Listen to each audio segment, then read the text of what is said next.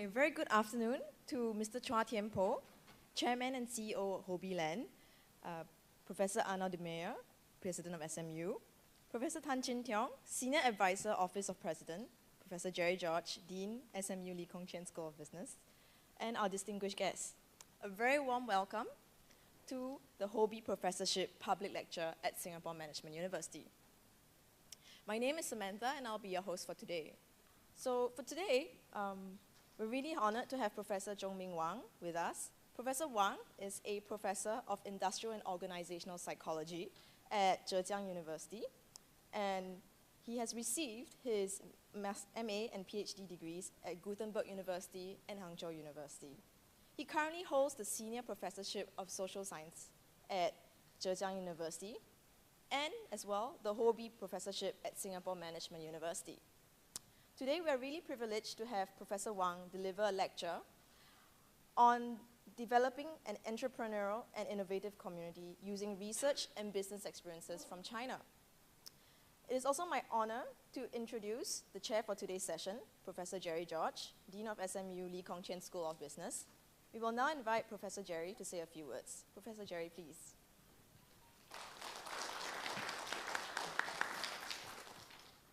Welcome, everybody. It is great to have a fantastic group together. Before I start and invite our guest, I just want to say a word of thank you to Mr. Chua, the Hobby Land family, as well as the Business China partnership that we have. It's fantastic that we are able to come together to build these bridges between Singapore and China, and this is one of the key public lectures that we have that strengthens this linkage. A little bit about Professor Wang. I've known him for a few years now in his capacity as the Dean of the School of Management at Zhejiang University, and after that, also his continuing effort in entrepreneurship as the Director of the Entrepreneurship Center, as well as his roles in public policy in developing entrepreneurial competencies and working with startups, as well as leveraging that capability for Chinese entrepreneurs. Professor Wang has been very gracious to accept the Hobby Professorship to visit us.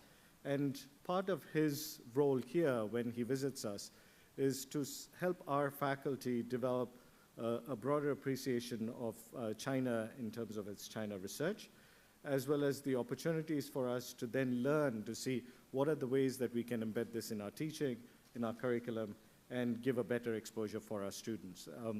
From that perspective, the Hobby Professorship has been incredibly useful, so thank you very much.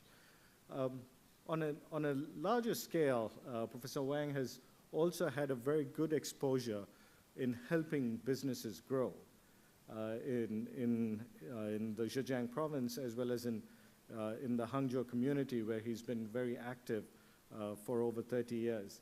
And several of his graduates who I meet occasionally when I'm walking around with him have grown into fantastic entrepreneurs around the world. So something that he does encourages entrepreneurship, and something that he teaches builds better entrepreneurs. So I'm curious to learn more, and welcome Professor Wang to give his lecture.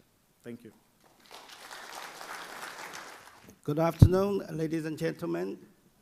And I feel really a great honor to have this Hobby Professorship. So thank Mr. Chai and also President, Dean, and everybody supported. Today, I want to use this opportunity to share with you some experiences from research and also from the industrial upgrading in China about how we can develop entrepreneurial community. So it's not just a company, a university, or a school, but the whole community needs to be upgraded. First, I'd like to do just a quick introduction of the context.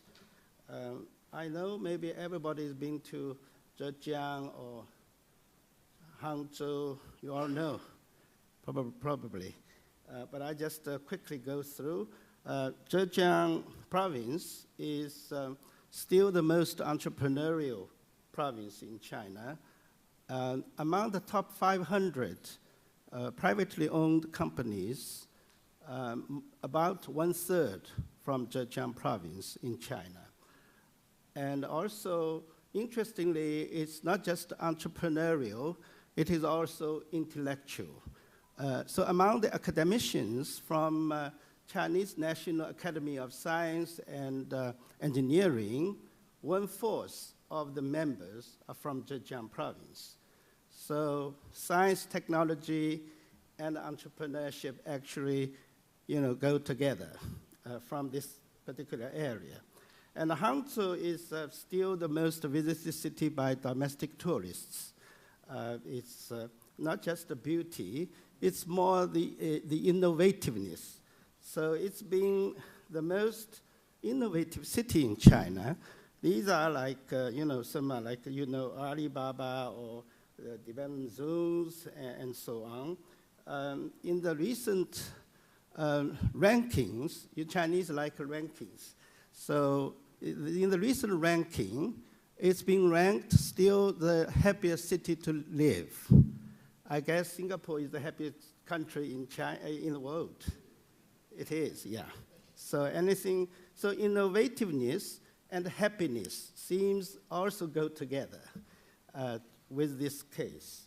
And more important, of course, the successful digital entrepreneurship of Alibaba, and also Geely Volvo is next to us. It's the successful global entrepreneurship by Chinese local companies. And more important, of course, is my university, Zhejiang University. It's ranked again the most innovative university in China in terms of commercialization of patents produced by the university. So we have probably the largest number of patents produced from the universities in China, and also the use of patents to develop business and to develop other sciences. We have, in my school, through the last maybe 15 years, we have developed very successful entrepreneurship programs, including the first PhD program in China in entrepreneurship, master's degree program with Babson from US, and with Lyon Business School from France. And I have also been involved heavily in this new initiative of developing the 10,000 women entrepreneurs, the China part. Right now, I'm following up 505 women, not for their life, more for entrepreneurship part. So it's a 5-year longitudinal program to see how women can actually enhance their capability of entrepreneurial activities, work at work, or as an owner of the small business.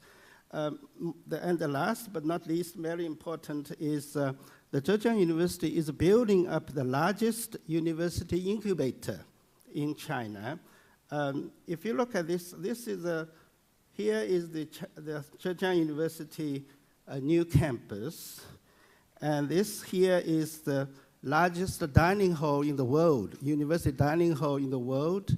It can host, the catering capacity is 25,000 students eat at the same time under this tiny building. You need to have an assembly line. And outside this campus, the government has just planned to have a so-called West Hangzhou Innovation and Entrepreneurship Belt. So the plan is to build up the largest incubator and venture villages along the long belt of 105 kilometers long belt of, this is already existing. It's called the Qingshan Lake Science Technology City and the Future Science Technology City. So we'll link these. So this is supposed to be the one of the largest initiative of entrepreneurial development among Chinese educational institutions for this 13th five-year kind of plan in China. So now come to the topic that I want to share with you more specifically. What are the challenges and strategies for the transformation to the more entrepreneurial community or entrepreneurial organizations? So we call industrial upgrading. University in Hangzhou area, Zhejiang, is one of the top universities, and business seems quite successful. However, from this triangle, community development is still the core tasks for many people, because otherwise we won't have a really a good balance in terms of the so-called entrepreneurial ecosystem. So when we have an ecosystem, we need to have university, academic, or business, and also community. Here are the three key issues need to be considered if we want to do a ecosystem type of efforts. First, we need more efforts in social entrepreneurship. So it's not just a technological entrepreneurship. I always say we have two wings, social and technological. And right now we have a very strong, the right wing, and we need to have another left wing of social entrepreneurship. So how to do that if we use community upgrading as a task? Secondly, many companies, they already grow quite large, but either because environmental issues or because the product is being kind of old, or because the whole industry needs to be changed. Many companies in that area is facing something called industrial upgrading through entrepreneurship. So entrepreneurship means you do internal entrepreneurial projects or small business to start, sub-business, sub-areas, or new areas, try to upgrade the capacity of innovation in existing large or old companies. So that's a second issue need to be solved. Third one is how we can, normally we have business and university link very strong, and also both business and university has a very strong link with government, but not too much with community. So how to develop a more close relationship with community in order to really promote the development is becoming the third issue. So I want to use this opportunity to share with you three cases, try to demonstrate the kind of experimental still maybe, demonstrate the recent efforts of entrepreneurship, social entrepreneurship, entrepreneurship, and also the community development efforts. So using something called, I call it capacity building strategies. So here are three strategies I proposed. First one is called entrepreneurial thinking strategy. This is the way to change people's mindset, from the more state-owned or like just peaceful life, not energetic, very exciting life. Do you want a peaceful or exciting life? Excitement is a part of this passion, So using, you change your way of thinking in order to find out new approaches to upgrade things around you. That's the first strategy. Second strategy is, of course, to enhance entrepreneurial competence at the individual level, team level, organizational level. I call it ECS. And the last one is more like for industrial upgrading and change, how we can put the good ideas, strategic plans into action. We still need a model to support. It's not easy. It's been always a big issue in psychology between thinking and action. You maybe think already very happily, but your practical action is still behind, and life is still miserable. You think so busy, so nice in the dream, but then in the real life you find it's so difficult to start to change. So that's something I call it entrepreneurial action strategy. So first let's look at a case. The case is called the White Horse Lake. In Hangzhou there's lots of lakes, West Lake, and this is probably a maybe grandchild of West Lake, kind of a small place, but with a nice name. It's called the Baimahu. Sounds very beautiful, yeah? But it's a countryside already. Hangzhou is much, much smaller than if you've been to Shanghai or Guangzhou or Peking. Hangzhou is still very much concentrated along the lake. Then the government has moved most of the industrial sectors outside to the suburbs. So more like traditionally we think the more countryside, the better.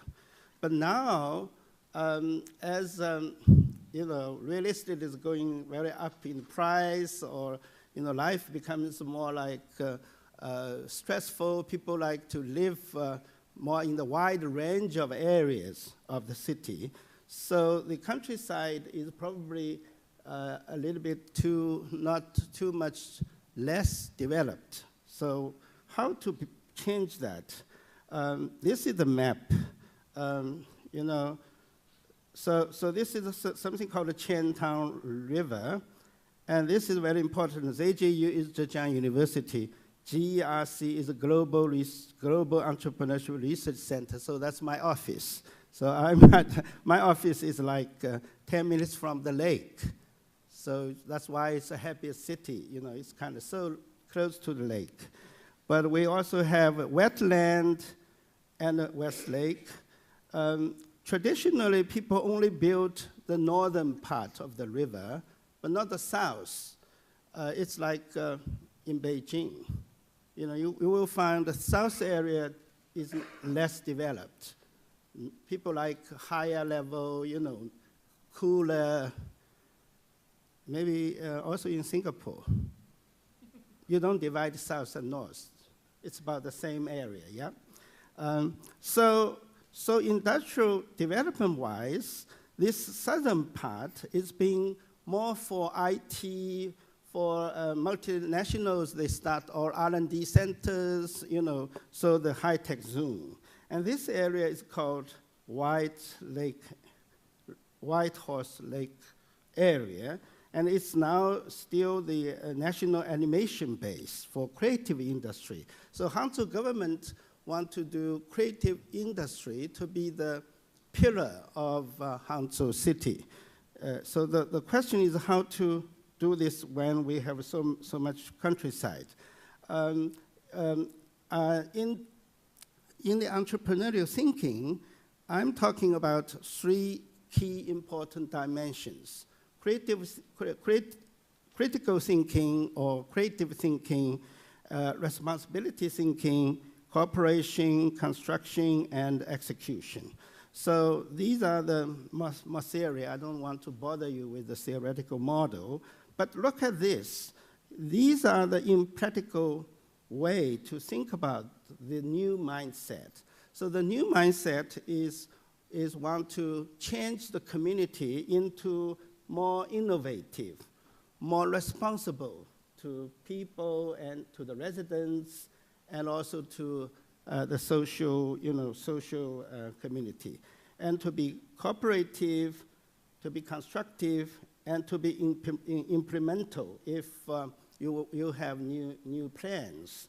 You just not you can't have a government just talking and not doing anything. So these are the 5 elements of something I called the new mindset. So when we say the new mindset, we're thinking how innovative this mindset would be, how responsible, cooperative, constructive, and implementable. Implementable is a new one of thinking, because when people say thinking, it's like just a thought, but not doing anything. But now it's being kind of embedded into action. So that's the framework.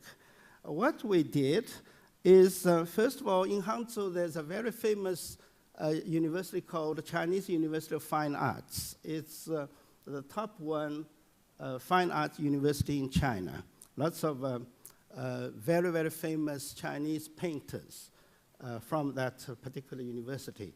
However, for ordinary students, in China, it's still very difficult to make living by painting. Have you thought about the painting and live? That's very difficult. It's not enough. And to be teachers in the schools to teach arts, it's full, you know. So always there's a gap between very great artists and thousands of students who are interested in arts but not be able to develop so good in Korea. And now with the entrepreneurial setting, the president of that university decided to promote creative industry, creative entrepreneurship, or we call arts entrepreneurship. He is probably the first Chinese president, president in universities in Hangzhou, in that area, to write to the government, say, the university wants to have an art entrepreneurship park on campus. So like by design or, you know, different types of using the painting, design, and to do this. So what they did was to open up a sub-branch in this White Horse Lake area, try to change the whole area into a more artistic way. So what they did was they re-renovate all the farmers. This is something missing here. So farmers' house, artistically, but not just the art, not just the look beautiful. It's also more scientific, that you can start doing business inside. So they invite creative industry projects to move into this area. Share the rent. There's a VCs there, and also government grant support, and also venture profits for the economic part. But also they built up something called a social entrepreneurial culture, you know, with some dimensions, and then they have lots of good venture services. So this is, I could not get a photo inside. Actually, inside is more artistic than looking from outside. If you look at these buildings, it's already quite artistic or funny. Probably look artistic, yeah? These are the ones more larger companies moved in there. The small ones, the startups, for incubators, they all move into these buildings. These are farmers' buildings. So in the farmers' building, you know, most of the children, the young generation, they all found jobs in the cities. So it's an empty house, empty buildings. So why not? You can rent this building to the Fine Arts University and share the profits. So that's the business model. And also upgrade the whole environment and the design of the whole area. So these are the ones that looking from outside. And it's been very, very successful. So this is just an example to see how the relatively backward countryside community can be upgraded with a more advanced, creative, entrepreneurial efforts. And at the same time, you know, there's a economic benefits from the profits from there. There's quite a few already joint ventured with overseas, particularly with France and Italy. There probably are more artists doing business from those countries. So that's the first case. And the second case is related to a company also maybe half privately owned. It's a smart business. It's like this. You know, I talk about Zhongguanchun, but today I won't say something about Zhongguanchun. I'm doing an important book of Zhongguanchun cases, will be published this year. So hopefully, but that's in Chinese. Hopefully I can have an English version. But today I want to focus on this one. It's called Enjoya. And what their business, if you look at their business, is how their business linked or embedded into community, and the business development changed the whole way of thinking of community life. So here is the three big business. The first, they have, in China, most of the cities are doing so-called smart city initiative, more information or internet-connected city is becoming more important. You know, with also, we call in Hangzhou, we say one card. It's probably true here. You can use one card to cover everything in the life you needed for using card. It's true here. Or you have several cards, so you don't need to have a big, kind of pocket to hold all sorts of cards. It's only one card. So it's called a one card smart city initiative. But what they did is to create a smart city incubator, try to help cities around China, not just the area, to prepare themselves in terms of information system development or the interface with residents, the whole design of this. So they did the smart buildings, smart cities, and smart community projects. They have lots of, if you go to internet, you can find they have the projects around China. Second, they have something called, they built something called Smart Venture I-Valley, so intellectual valley, with smart properties, smart industrial park, which actually means industrial park and internet plus, or big data plus, something like that. And they also have something called smart venture villages. So it's not just to connect all the startups together in the system. And also they have venture investments. Then they have recently, all of a sudden the Chinese government wants all the university students to learn entrepreneurship. So entrepreneurship course has been the compulsory course for all undergraduate students, and we have more than 7 million per year. So all of a sudden we need, we lack of professors to teach entrepreneurship for 7 million undergraduate students. And so what we need for teaching or learning entrepreneurship is the platform, and we call makerspace. So this company is very sensitive to opportunities. They found all of China thinking about 7 million want to start projects of kind of startups. How many spaces, how much spaces they need. Lots of a big potential for business. So they started an initiative called Smart Makerspace Initiative to go to almost every city with universities, saying that they can have a new generation of makerspace. It's not just a platform. It's more internet-based and digitally connected, you know, this type.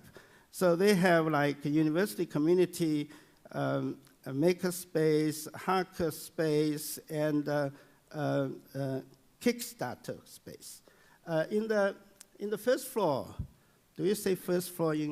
First floor means ground floor. Yeah, in Singapore. Okay. In the first floor of Dean George's school, there's quite a few of Kickstarters there, but only for eating. Cakes or sandwiches. Kickstart means you can just like start a car to start the engine very quickly, and then got very energetic and passionate to do business. So these are also new. These are makerspace, hackerspace, and a Kickstarter space. So they kind of move into new business recently. They also do community e-business, and finally, smart business incubators. Because in China, most of incubators most old incubators are like renting the houses, the spaces. Nothing really connected with a good service or skill development something. So these are the three big business, and we've been working with them. I have been using them as a case. I'm now still doing this longitudinal case because they are expanding so rapidly. The case study is too slow to catch up all these new developments. So we are doing competence development program to support them. We have now started something called Smart Business Growth Network among all these subsidiaries, and also have they use green entrepreneurship and social entrepreneurship and also capacity building. So that's the second case. And here is, I didn't have time to put that into English, but this is just an example to show their business around China. These little lights, dots are the cities with very active business, but they are now starting these 4 circles in the 4 different areas, including Sichuan, Qinghai, and Tibet area for this smart city, smart valley, and smart building or smart city kind of initiatives. And we found 4 competencies are very important for them to expand their business. The first, of course, the new opportunity capture. So it's not just the recognition. You can recognize easily, but you can you capture them very effectively. And also integration of the resources. The other competence is important, something we call teaming. Teaming means how several teams can work together is more important than the team members can work within the team. So these initiatives are very much cross borders, cross areas, cross industrial sectors. And when you have projects, it's often people have very different knowledge, and they need to interact with each other, collaborate, and also compete. And also have this business innovation and change development. We are writing this in-depth case right now, and if you're interested, we can maybe follow up this talk. The third case is related to I call it entrepreneurial action strategy. How people can upgrade from old company to a new industrial development company. And this is called Tiannan Power. They produce batteries for motorcycles and also for small, now this is called a green, energy saving, clean energy cars. You don't have clean energy cars here, not too much. Yeah, in China they say next round of development will be the clean energy car development. Nobody will buy these polluted, the older version. This company is being very successful, and they started 1986 and being listed 2007. And the 58% of the market and also top 5, and they say they are top 15 in the amount 500 in the world. And it's probably the largest employment company in that area, both from the industrial sector, also from the county. However, these old batteries are very, very much polluted. So it's a high pollution business. So the government every year wants them to close down. The government say, if you're not closed, I won't be the mayor. They don't say, I won't live here, but as they say, they may lose the job. Because the central government counting how many being closed. So this is a close down is you have to do this. However, with 90% of employees are under old business, and they all, they can't be transformed. They did a demonstration in the street. They say, I want to live, want jobs. It's very difficult. So government say close, close, close. And employees all say live, live, live, So it's been a very big social conflict for quite a few years. And also, if they want to move into clean technology, clean energy battery, most of IPs, the existing IPs is invented in Japan. Very few being invented in China. So they need to have to enhance their R&D capacity very quickly. And so how to do that? That's the case problem. What they did is they want to do this through entrepreneurship. As I said, from internal entrepreneurship. Entrepreneurship, they did 3 things. One is they start entrepreneurial projects and try to invite the old business employees who is being university education, with university education to participate. These, in order to do something called learning through projects.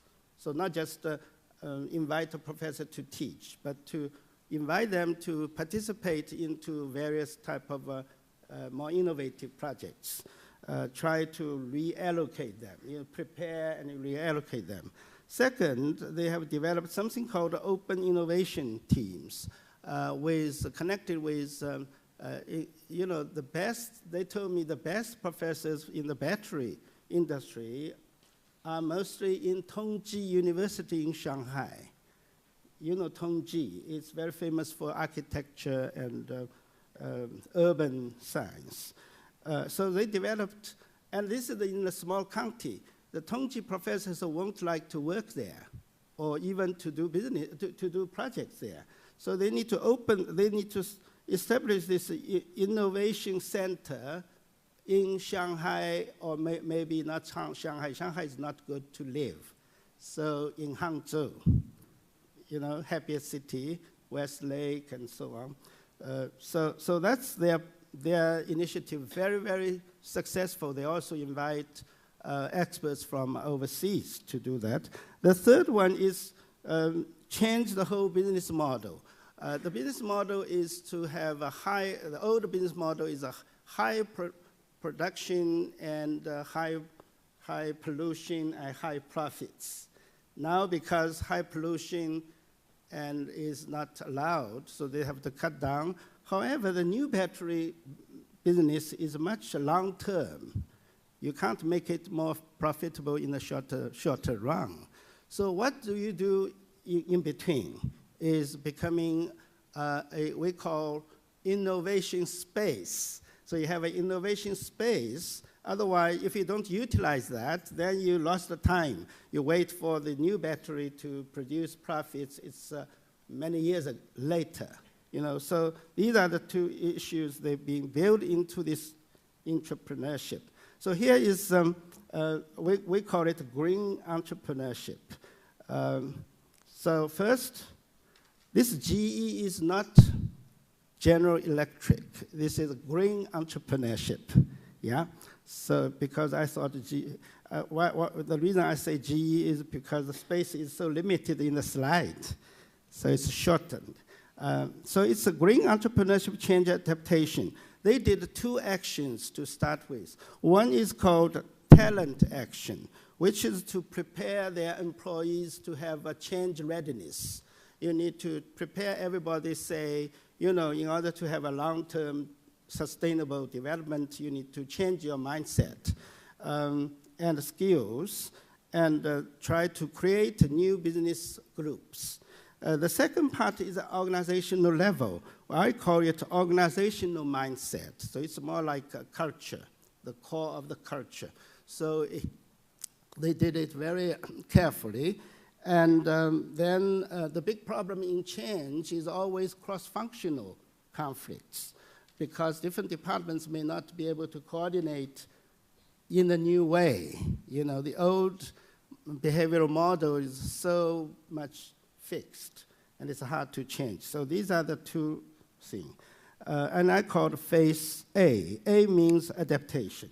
Then we have a phase S. The phase S is for strategy selection, green entrepreneur strategy selection. So they select entrepreneurship. In entrepreneurship, 4 things are very crucial. One is you need to generate good new projects, you know, so that everybody can be participative. You know, you can't generate something only a few are skillful to do that. So you really need to have a more innovative new ideas in the way everybody's job is relevant. You know, that's the key. Second, of course, internal funding to support, seed money, etc. Third is the teaming issue I talked about. How cross teams, how you coordinate or collaborate. And finally, how you can get performance quickly produced. You can have quick, fast performance, not like changing for several years as no results. So it's more result-oriented. And finally, we have this, the third, we call phase D, that's for development. It's mostly using the new culture. You know, you really need to use culture to fix the values and fix the people's commitment. So when I met with this CEO, you know, this owner, he said, Professor Wang, if I want to have a sustainability in change the culture. If you don't have a new culture, it won't be sustainable.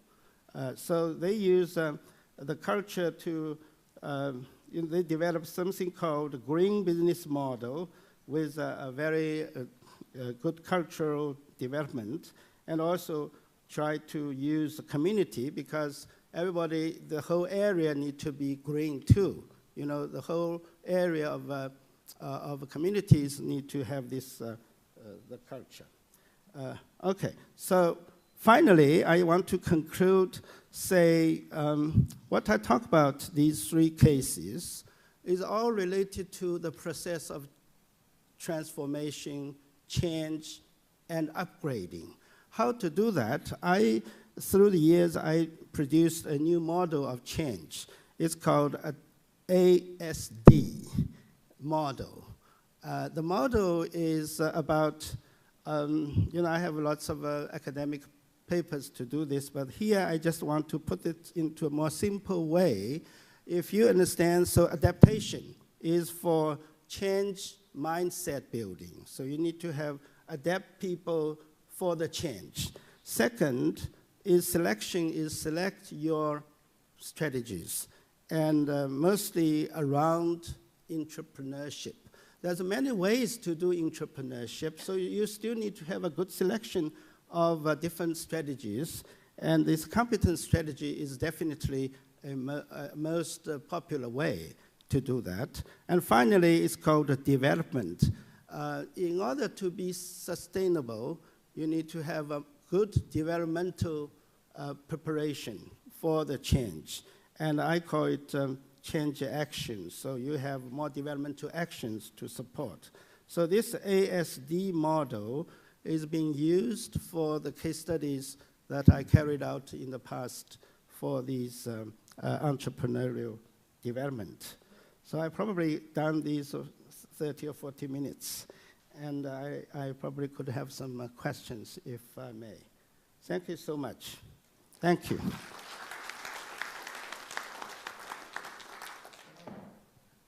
Thank you, Professor Ma.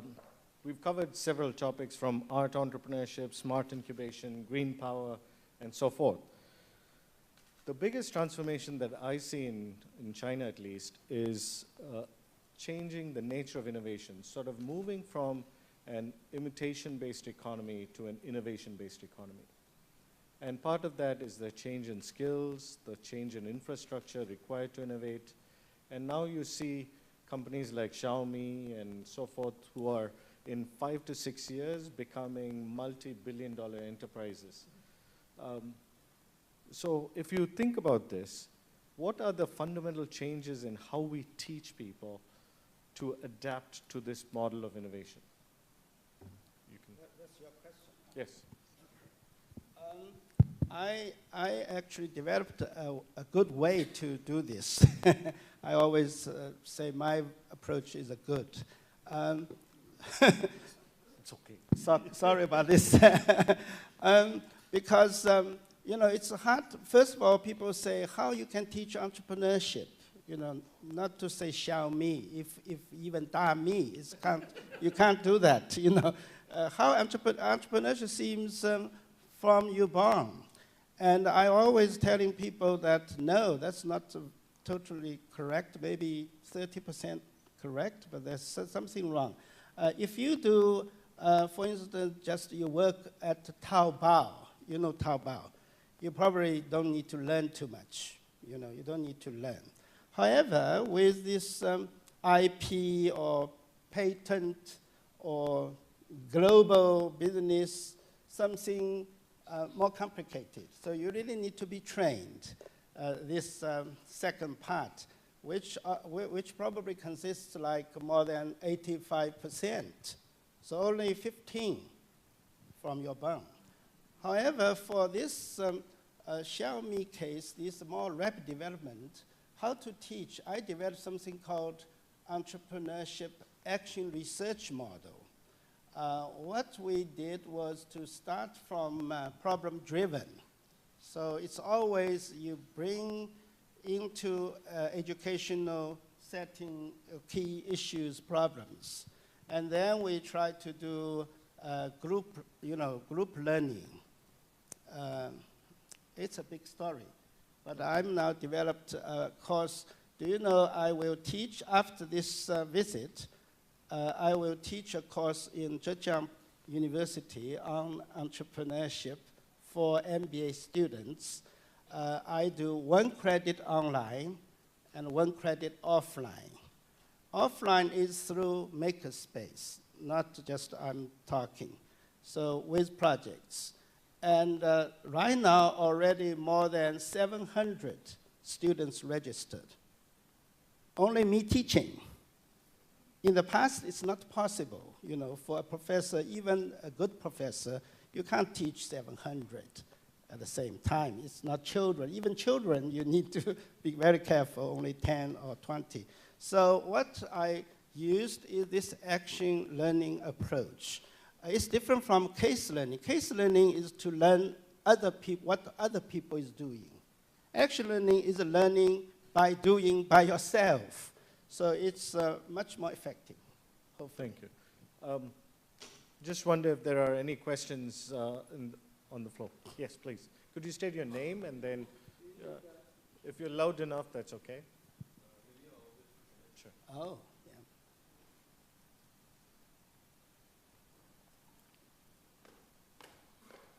Hello.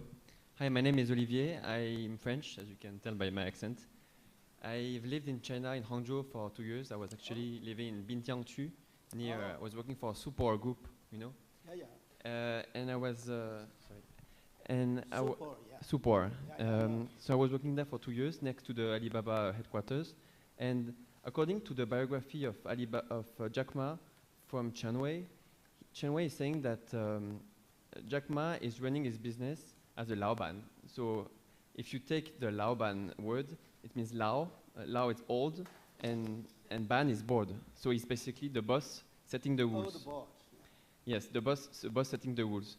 But when you take in Silicon Valley, a company like Amazon, you have Jeff Bezos who's running his business, but yet you have a software engineer called Benjamin Black who initiated the cloud computing offering. So the innovation comes from bottoms up, which seems to be a bit different from the China model. So my question to you would be, if you want Chinese company to be more innovative, do you think they're going to kind of copy the Silicon Valley model? No. You mean in Binjiang, in China, whether they could copy Silicon Valley? I think Silicon Valley model is maybe we can do half copying. When we say half, is the spirit part. The practice part is still difficult if you do that.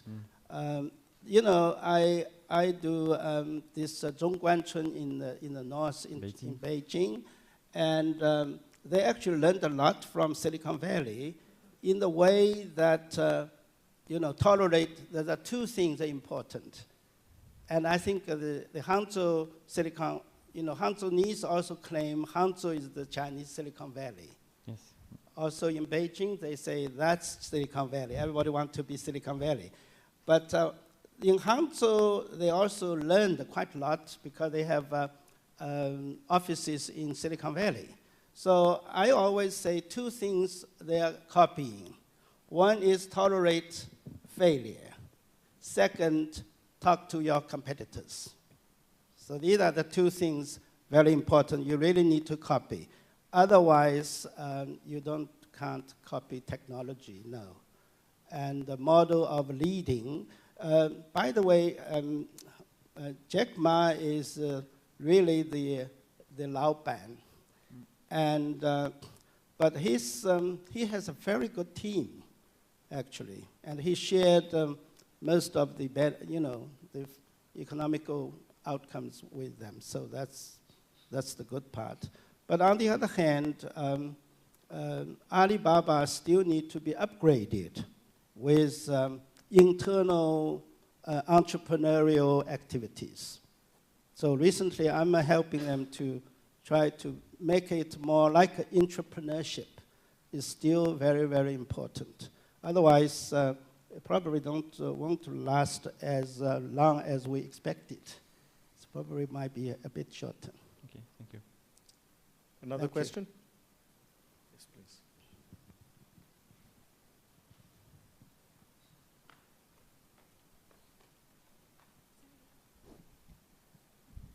This is a very high one. It's too high. Yes. Hi, good afternoon. My name is Shelley, and I really enjoyed learning about your model, and I have a quick application question. So one of the key challenges in China is actually the rural-urban divide, and rural tourism has been a way to close this gap. So basically developing an entrepreneurial model for rural tourism. But in most of your models, the action or initiative is actually university-led, and I'm wondering if it's possible for, let's say, a rural village committee to have the intellectual and resource capital needed to develop a rural enterprise by themselves. No, it's not. It's probably the study is university-led. Okay. But in practice, it's actually generated the needs from the community. Okay. It's not the university. We don't go there and say, you must change. No. When they are moving, we say, let's do a case study. So we went there and tried to give some suggestions. Otherwise, they won't receive us.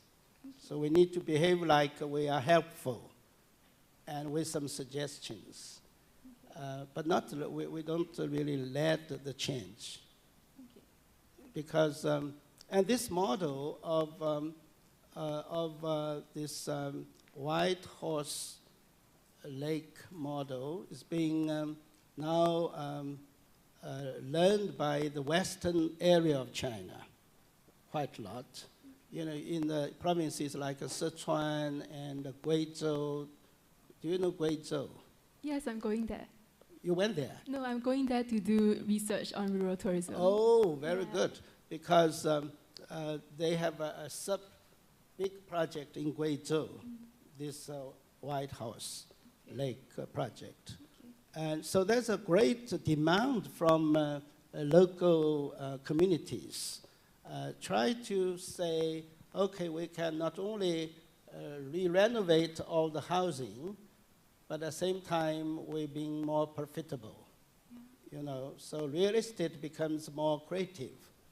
It's not just a money kind of exchange or raise of money or interest rate. It's more like change the whole nature of their residential area. And Guizhou is another case. You should do a case. Are you a business school professor or?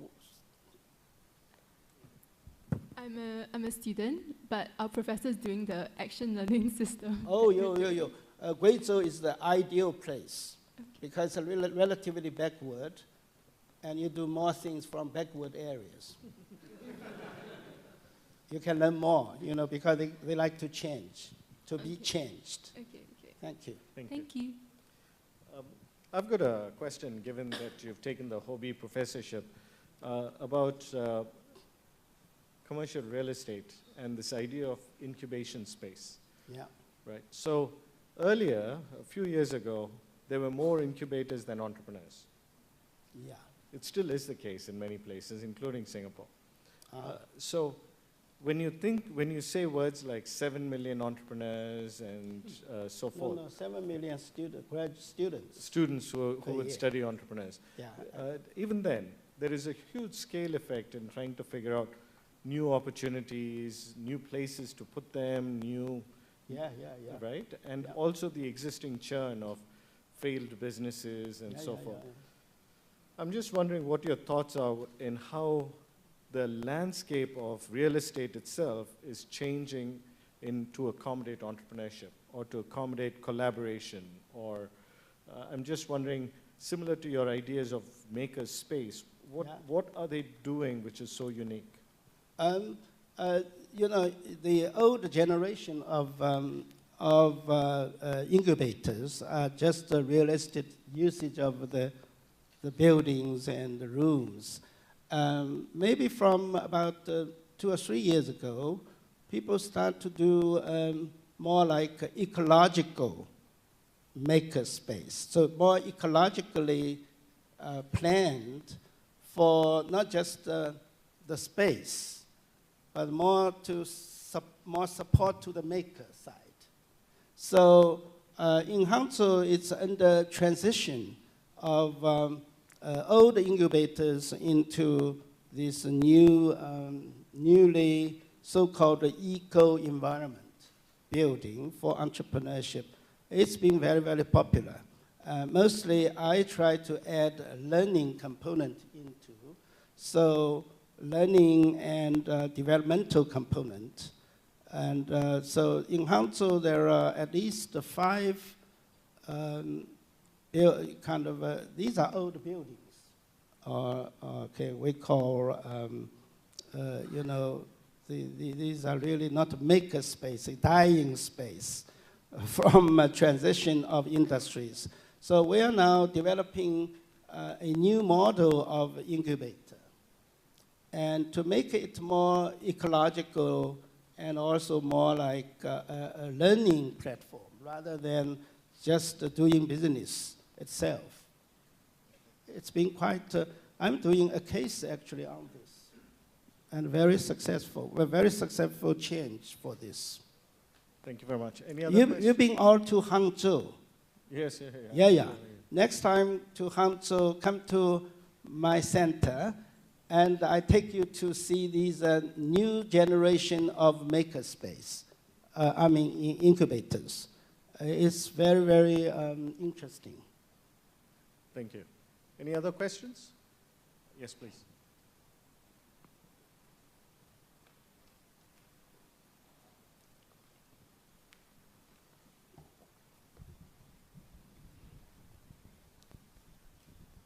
Good afternoon, Professor. My name is Ko Keng Hua.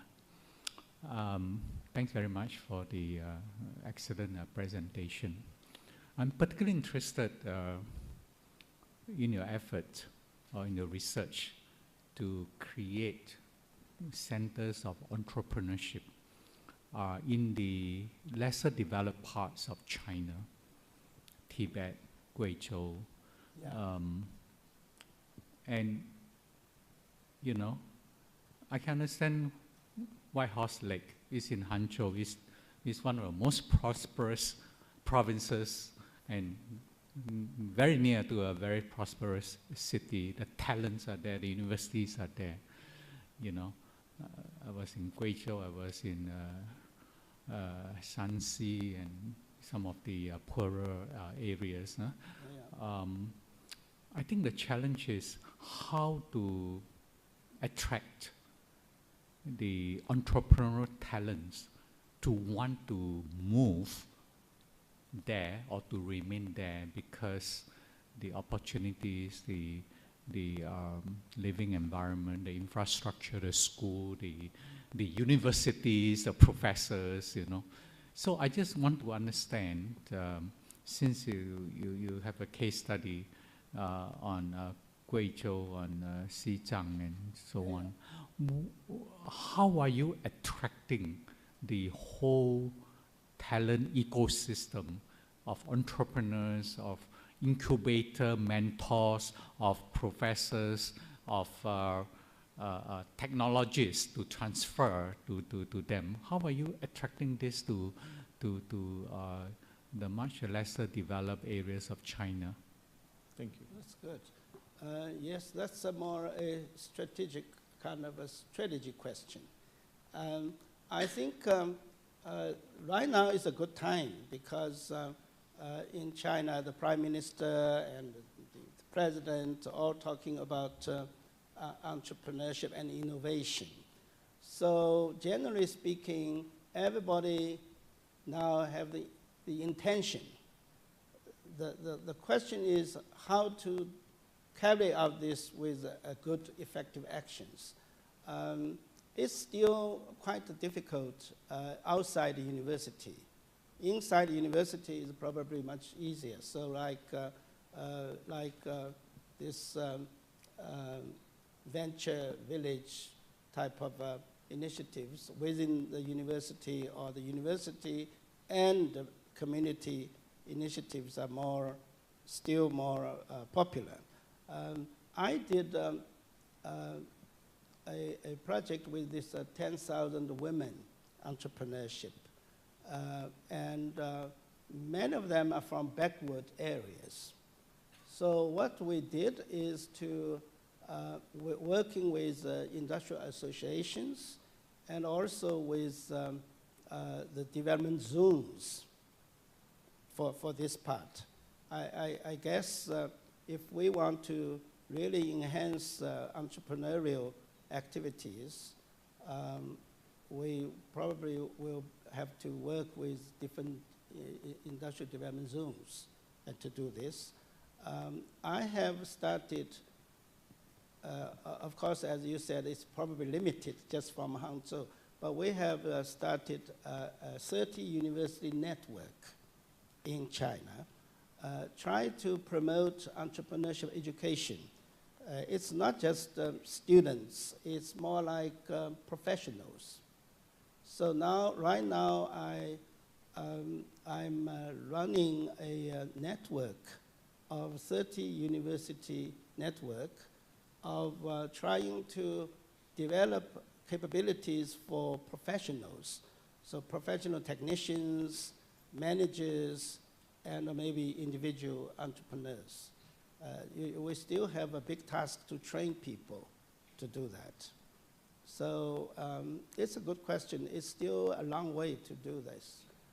Although universities all got a compulsory course established, and I'm involving in this training of trainer programs to teach professors how to work with students on this. So I'm launching already 5 networks in China in different, because now I'm not a dean, so I'm more kind of free man to do whatever I feel interested. So I'm trying to use my expertise to develop 5 small networks in the regions, including this Guizhou area, to develop capacity building for universities. It's still a big challenge. If you want to teach 7 million per year, this is not to teach them to start business.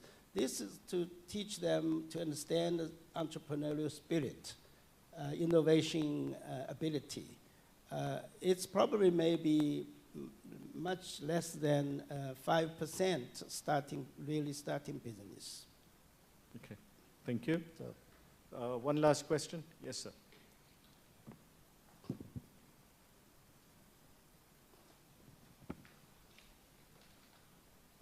it's really tall, this. Good afternoon, Professor George, Professor Wang, distinguished panel of dignitaries. My name is Barnabas Leong. I'm a visiting prof, teaching innovation, entrepreneurship, and change from University of Buckingham. My question, interestingly, you mentioned about the TCA, my acronym, which is primarily what the TCA stands for: thinking, competence, as well as action. You also interestingly mentioned about the ASD model, just to refresh the floor, primarily leads to action, which is primarily changing mindset, what we call paradigm shift.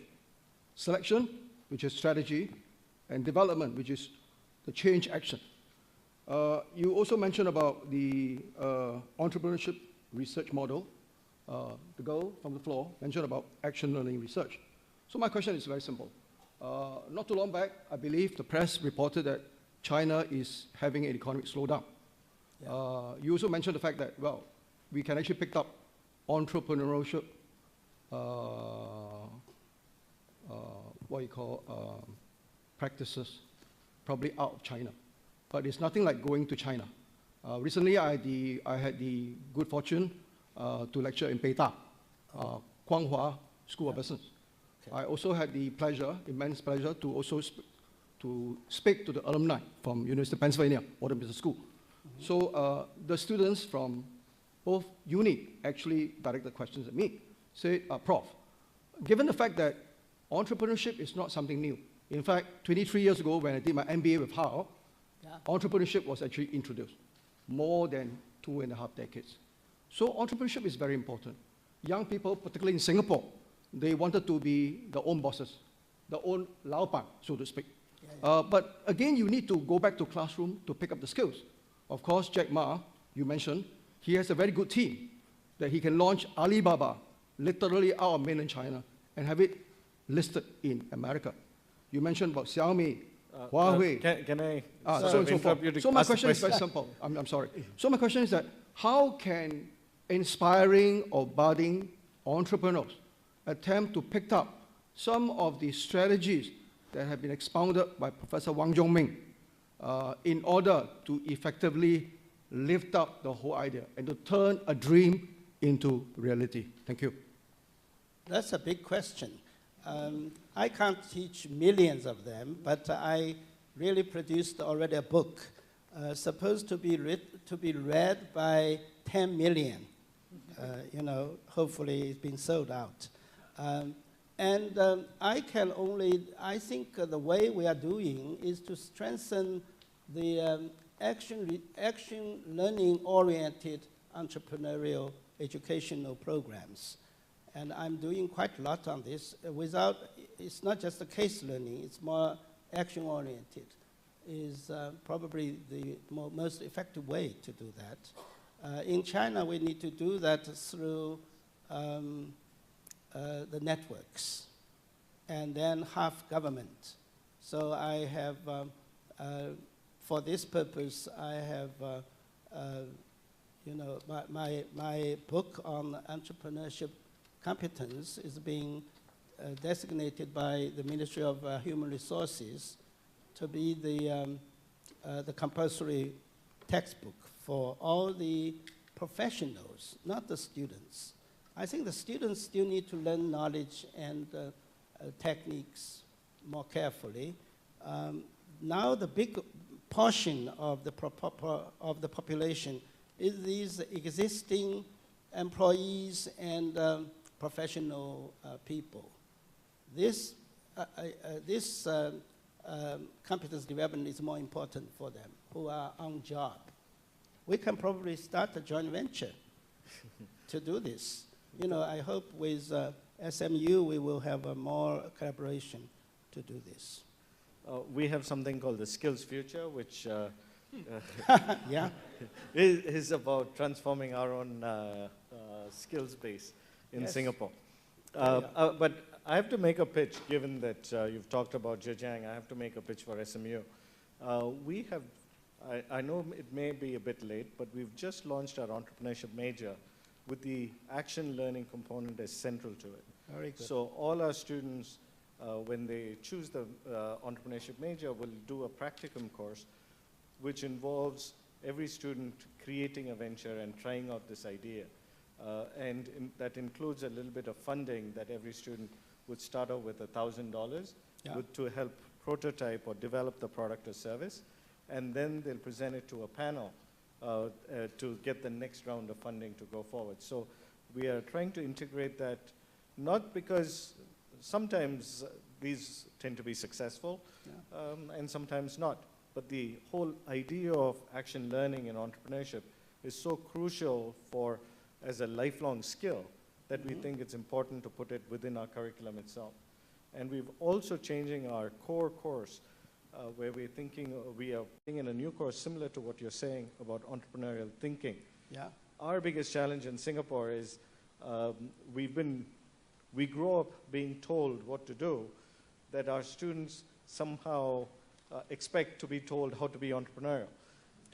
So we are trying to change that model where we introduce entrepreneurial thinking, opportunity framing, managing risk, understanding risk as part of that curriculum itself. So That's very good. I want to close and say thank you very much. I have one comment though. Yes. I suggest you send these students to Hangzhou for a incubator internship. Yes. Because we can have an internship with your students running, you know, really to experience failure and success there. Correct. And Let's do that. That is part of our plan. We are trying to think of a regional entrepreneurship network to build this idea of incubating here and then exchanging ideas within the region, so that our students will have the capacity to test bed their ideas, whether it's in China or Indonesia or Philippines, so that we would develop more robust business models. Yes, yes. Professor Wang, Thank thank you. you very much. Thank you. Thank you, everybody. Thank you all. Thank you.